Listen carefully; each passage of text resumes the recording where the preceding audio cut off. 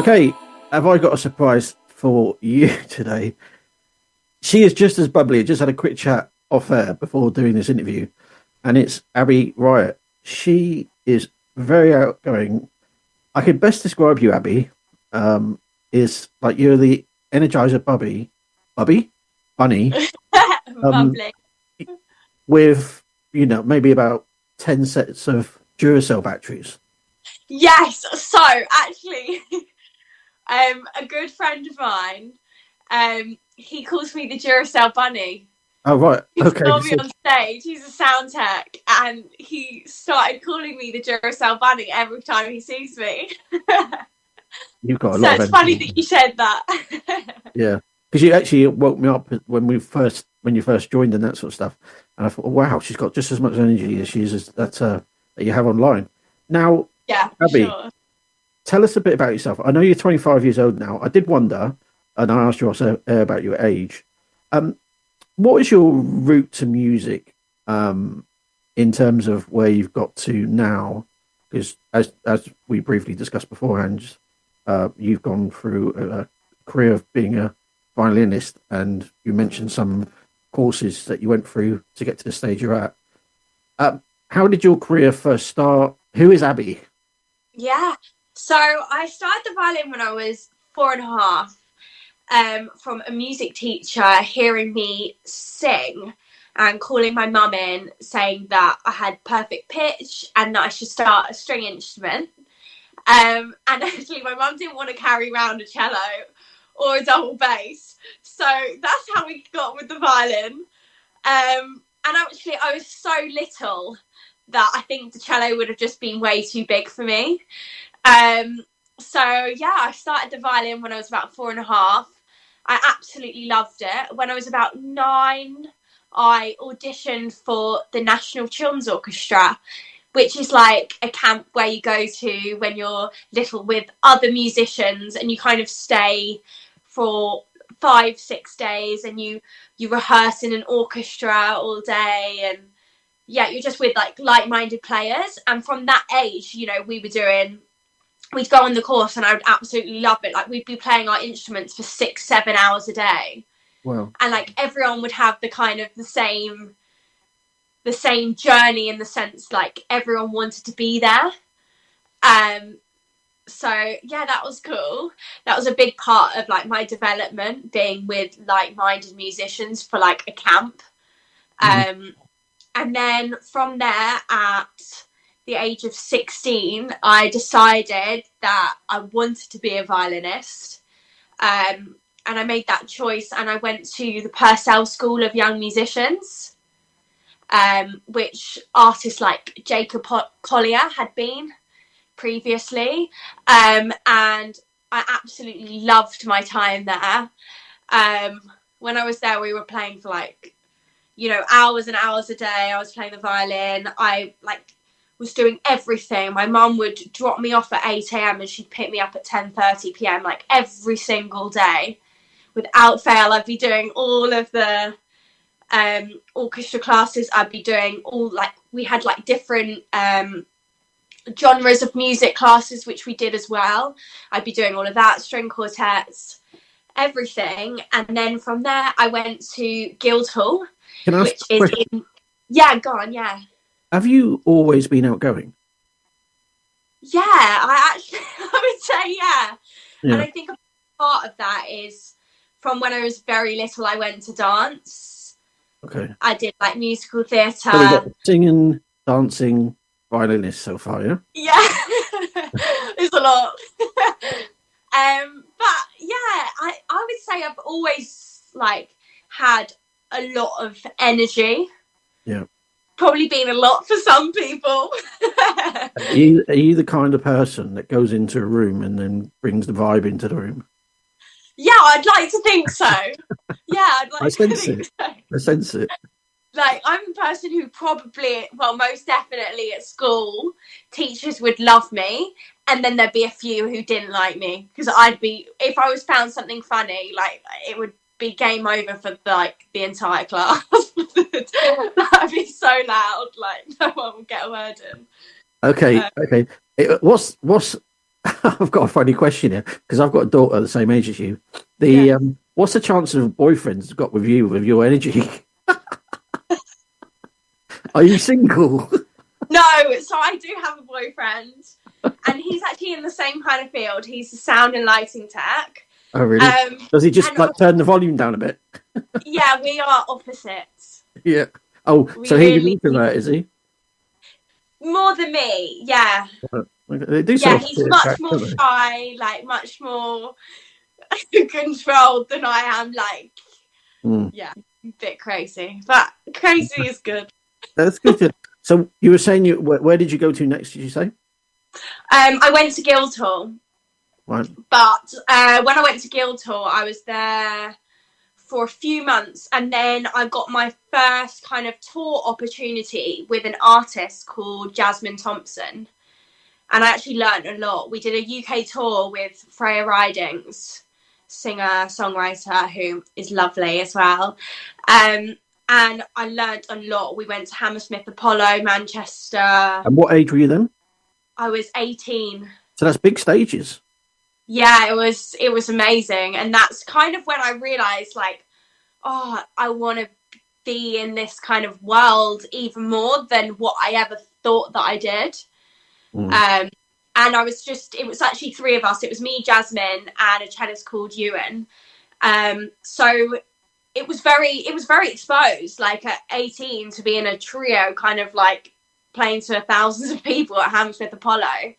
And I think you learn so many things about discipline on tour because you're tired. You haven't really eaten the right food because you can't do home cooked meals. I remember when I came home, all I ate for like a week was boiled carrots because we'd been eating so much like junk and stuff just like get through because you're constantly on the road. But that was an amazing experience. And then unfortunately, when I went back to Guildhall after that, it was COVID. Just a quick question on when you're Yeah. on tour and that sort of thing. Yeah. Obviously, it's fantastic exposure for you to put on your CV. Do you get paid reasonably well? Because I've heard you don't. You We do. get Oh, that's yeah. good then. So you get fair pay, yeah. Okay, that's good. Yeah. And then COVID hit. Yeah. Okay. Yeah, so then it was COVID, and unfortunately I was in a performance degree online, and even though they did the best out of the situation, you know, my whole second year at Guildhall was online. And then when third year hit, I think it was kind of a blessing for me, and also it wasn't great. But when third year hit, I just wanted to be out working every day. And so I just email so many people. Yeah. And because everyone's like weddings, events, everything like that were coming into that season because they hadn't been able to do them, Yeah. there was such a high demand for musicians that I managed to kind of get my foot in the door. Well done. Did you do all that? Did you do all that by yourself, or did you have a management or agent? Or No, I did everything by myself. Yeah. fair play, man. Fair play. Yeah. That's really cool.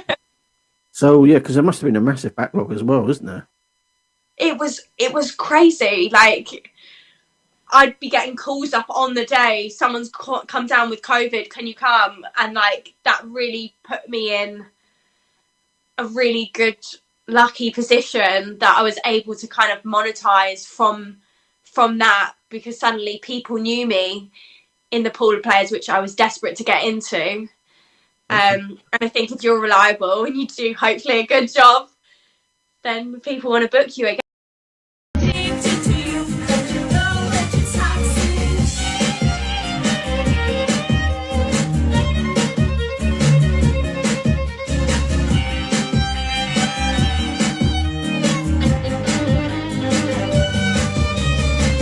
So I've managed to find you via TikTok, and Yeah. you have this sort of addictive sort of personality because you got so much energy, Abbie. And one thing I saw you do, and I've seen you do it a few times since, is that where you suddenly play out a pop star song in your bedroom and with the violin, and you mentioned we did try to play it just now, but unfortunately it didn't work. Britney Spears, but you just like jam to it. You're dancing, how does that work? How do you do it? How do you manage to like understand the music that in the background? I don't really understand how you do it. So I just hear a song and then play it on my violin, like transfer the notes in my head to my violin.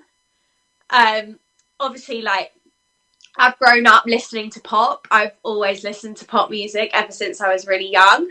And so for me, like, I just know how the songs go. So I just can sing them, play them on my violin, and just transfer that skill like that. So you guess the notes? Sorry? You guess the notes?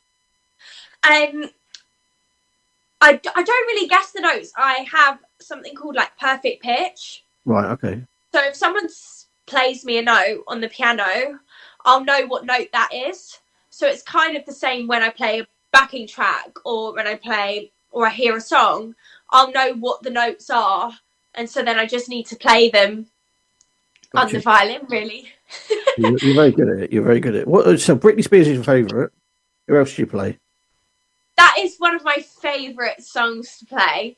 The other day, I was actually playing Rude Boy by Rihanna. That's a tune. I played that for the first time last night, probably by my E string snapped because I was so into it. And I play a mixture of songs. I do part of my live. I don't know if you've seen part of my live. I just like get people to request stuff. And it's like always a lot of Game of Thrones. Everyone loves a bit of Game of Thrones. So I'm constantly playing that, and just anything people really request. Titanic, anything really. On that point, not that this is the Titanic, let's introduce your song Lemonade. Where did that come about, if you can give us a bit of backstory to it?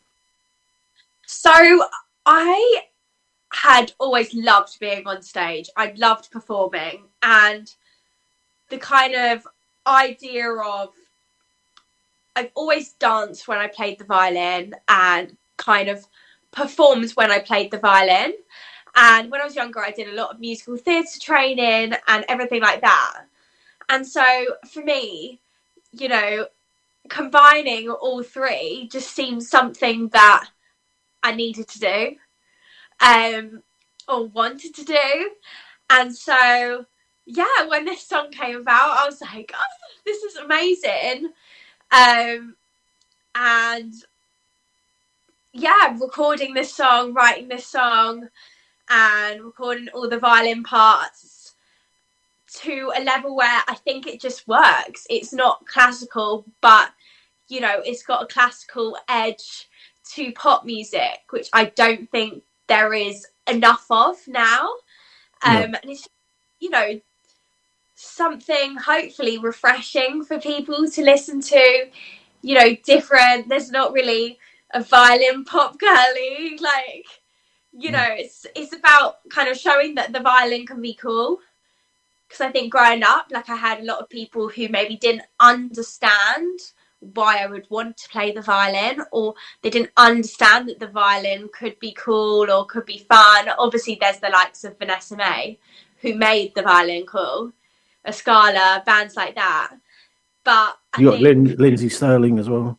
Exactly. But I think, you know, adding a pop song as well to the violin is hopefully something cool. All right, we're going to play this now.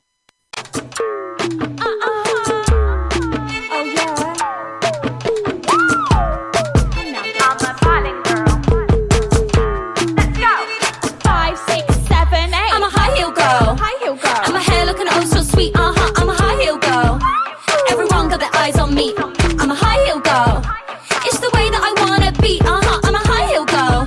I'm a high heel girl. I got my boots on, my shades, got my ice and lemonade. I got my boots on, my shades, got my ice and lemonade. I got my boots on, my shades, got my ice and lemonade. I got my boots on, my shades, got my ice and lemonade. I got my high heel girls and my girls looking sweet. I got my queens in the back. All the boys, they wanna meet. You know we slay every day, everybody wanna see. Tell the haters to fall back, leave their witches on their knees. I got my boots on, my shades, got my ice and lemonade. I got my boots on, my shades, got my ice and lemonade. I got my boots on, my shades, got my ice and lemonade. I got my boots on, my shades, got my ice and lemonade. I got my boots on, and they gon' dance all over you. I got my boots on, and they gon' dance all over you. I got my boots on, and they gon' dance all over you. I got my boots on, and they gon' dance all over you. I got my boots on, my shades, got my ice and lemonade. I got my boots on, my shades, got my ice and lemonade. I got my boots on, my shades, got my ice and lemonade. I got my boots on, my shades, got my ice and lemonade.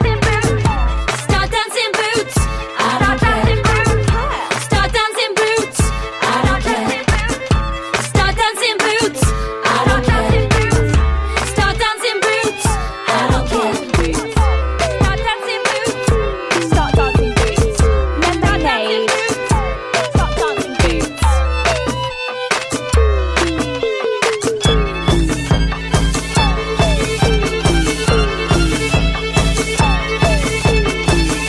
Start dancing boots. We are back. Thank you very much for sharing that. A lot of people struggle, especially at your age, but you seem to like jump the queue kind of thing. But I can kind of sense why. Do you have a day job, Abbie? No, I am a full-time violinist. Right. And yeah, I've been grateful to just be able to kind of do, 6-7 gigs a week as a classical violinist. I'm in bands where we go on tour, and yeah, I'm just grateful to be able to do what I love every day. So you're doing 6-7 days a week. Sorry, did you say 5-6 days a week or 6-7 days a week? If I'm honest, I work like every single day unless I'm on holiday. With the nature of the job, I'm doing weddings, I'm doing events, I'm doing TV work, I'm doing filming, I'm doing band work. I think people forget, I think people don't realise what kind of career you can have in music, and like all the different options, other than being in an orchestra, or other than music being kind of a side job. And I feel grateful that I'm able to do it full time, really. So you get to meet lots of people, right? Yeah. At the moment I'm trying to grow this kind of pop star career, and that's like my main focus. But obviously all my other work is still going on. Yeah, on that point, I did remember seeing a couple of times on your, trust me, I'm not a stalker, Abbie, on your videos, where you say you want to be a pop star. What how do you see that manifesting itself for you? I just hope that people kind of like what I do, and I guess want to invest their kind of time into seeing my journey from a classical violinist to a pop star. I think there's so many people who do dream of being a pop star, and I think my route is kind of like, I dream of doing all of that, but also with the violin. Yeah. And I think kind of changing the way we look at pop stars. We look at pop stars maybe not as instrumentalists so much, maybe guitarists, but not really classical instrumentalists. And so, yeah, I just hope, people who love the violin and people who love pop songs will love my journey. And yeah, it's all about Can you slow down your energy on the violin as well? Yes, of course. Yeah, I absolutely love playing. Honestly, my favorite classical pieces to play are stuff like Lark Ascending, stuff like meditation stuff like Korngold Violin Concerto, second movement. All of this stuff is, my favorite. And so I do hope that in the future, when I have a show, that I can play some, sing and play some like slow ballads and just have that kind of like downtime moment. I love playing with the piano. Play the piano as well. I always have. Like something about the violin and piano just works so well together, I think. And so, yeah. I was speaking to a singer a few weeks back, and I asked, what's your best gig? And and they mentioned like venues, like small venues, like boutique type things. And at the end of it, oh yeah, I sang at the Royal Opera House. As if you would have thought that would have been the best event you had, but she was more interested in the smaller events, like where it's very personal and that sort of stuff. And I thought it was so funny. It just come out at the end. Oh yeah, the Royal Opera House, where they sung. So, in terms of your plans for moving forward. Oh yeah, sorry. Before we go to that, your band, because I saw a video with a band. It looks like quite a big band as well. Yeah, they're massive at the moment. They've nearly got 1 million followers, which is crazy. We're going on tour tomorrow. I'm in a band called Soul and the Gang. You may need to say that again a little bit slower because people may not be hearing it. Soul and the Gang. Soul S-O-L. and the Gang. Yep. Yeah. Yep. Gang, and we're going on tour tomorrow for a sold out tour, which is crazy. And yeah, everyone in the band just is incredible, like from the drummer to the singers, like everyone's amazing. And it's like, it's an amazing show, and they've actually just released their second tour, which is next year, so get tickets if you want to come. And how many a few solo moments and stuff in Thong Song and stuff like that. Fantastic. It's so great though, Abbie. It's nice to hear someone's actually, with a very, very positive story, because what a lot of doors get slammed in people's faces for various reasons, and I sometimes wonder why, because they're actually very talented, but you've got talent plus with all the different options someone's got with you. I imagine that's where it's, and also you got a lot of energy in terms of like you're willing to do the legwork yourself, like you said. Post COVID, you were emailing everybody, so some people talk the talk but don't necessarily walk the walk. Like you're clearly proving it works, doing what you've achieved. What do family think of you, mum, dad, and that sort of stuff? Well, obviously they love me. I think, I think, with everything, I do have moments where my life is probably not as happy and glamorous, and things get me down maybe more than I let on. I think, starting a new kind of concept, it's hard. We've been going, like we're posting daily, and as you can see, I'm still a very small creator, and sometimes that can get me down. Sometimes you want a bigger following, or you want, I guess, you want things now is what everyone wants, you want the bigger things now.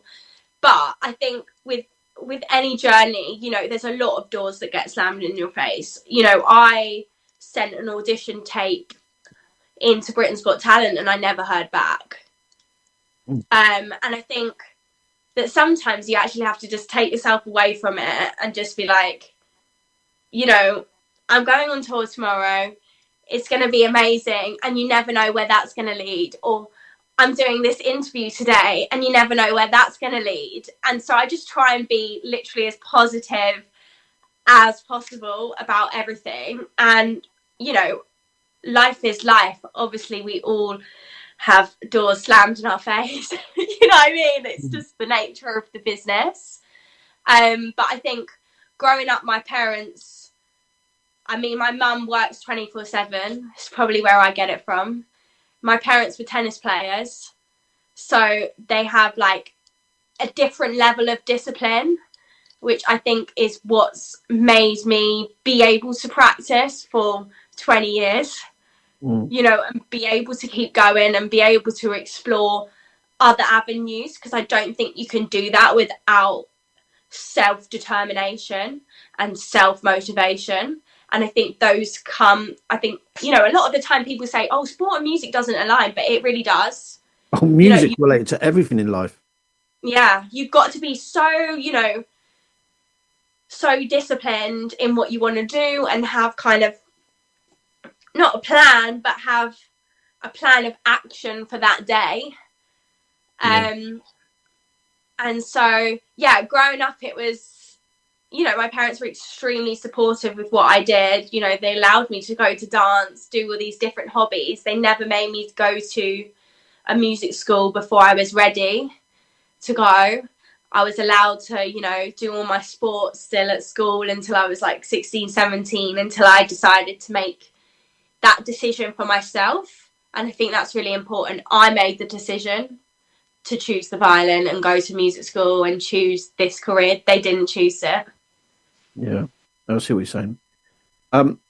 Before you go, what's your plan? Have you seen out your plan for this year? Is that all mapped out now? No. Okay. No. No, you know what? I don't think I have. I planned for the year. Amazing. I wish I did. I think every day is a different day. I think I have plans to release more new music. I would love to release more music. I have plans to keep growing my socials and seeing where that leads. And yeah, I would say that's my main plans. Yeah, it does take a bit of time to grow your social media, but just bear with it. You do well. I'm pretty confident of that. What we're going to do after this is we're going to play a selection of some of your TikTok videos, which you've kindly sent us. So we're going to play that. Where do people find you on social media? At Abbie Riot, ABBIERIOT. Sorry, I need to say that again. Yep. At ABBIERIOT. And that's on what? Just TikTok, or you on Instagram and stuff like that? I'm on TikTok and I'm on Insta. Okay, on both the same names. Yes. Okay. Now, one final question. Sorry to put you on the spot on this one. What advice would you give to somebody younger than you now that wants to be in your sort of profession? If you could impart some advice. I would say, you know, keep at your social skills. Learn, you know, so much of what we do and so much of getting work is actually just by talking to people and like being good at communicating with people. So I would say definitely, like, you know, keep up all of that stuff. I would also say, you know, keep up the practice. And if there's something that in particular that you want to do, email people. It doesn't, like, it takes 5 minutes to send an email being like, I'm really interested in this. If you don't have any video content evidence, then that's fine. Have a call with them and just say to them, look, I've been doing this, I've done this, I've done this, I've done this. And I would love to be able to perform with you guys, because even though it may look like no one's replied, they will remember, because I fix stuff I fix string quartets and stuff. And I remember the people who have emailed me and shown an interest. And when I'm suddenly panicking because one of my usual players isn't free, I will email them straight away. And it's just kind of like being proactive, I guess. Very good advice. Abbie, thank you very much for your time. I know you're really busy, and I look forward to watching you more on social media. And good luck with your tour. Thank you so much for having me.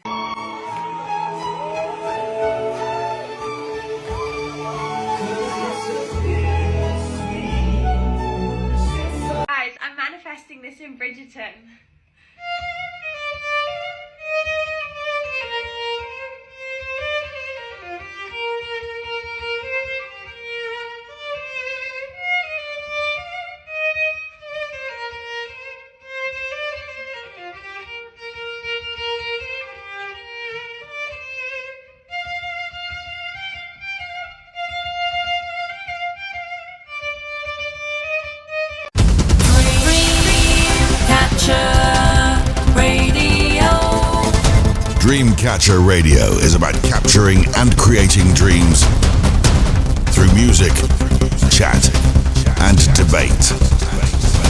Empowering expression, enriching society. A go-to place for unsigned musical talent. A radio station which listens to its audience. Free speech, vibrant, engaging. Stream worldwide 24/7. Events, competitions, promotions. Always keen to have a listening ear. Contact us. hello@dreamcatcherradio.com. Dreamcatcher.